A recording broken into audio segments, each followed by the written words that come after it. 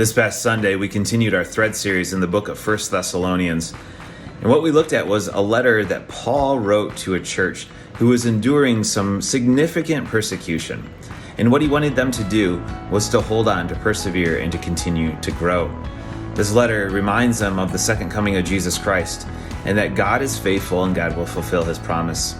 But yet Paul was apart from this church and he longed to return to them.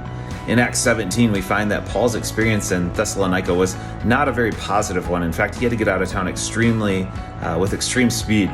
And later on, he sent Timothy back to check in on them. And we see the second letter as a response to some things that were happening in this church.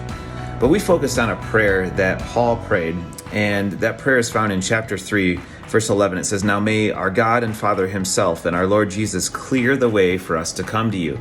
He longed to be with the people.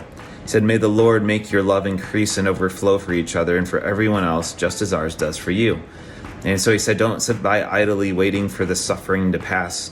Endure and increase in love for God and for others.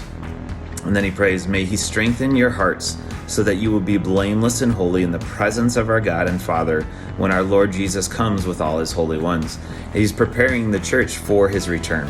And Paul is saying that Jesus is coming, so hold on, stay faithful.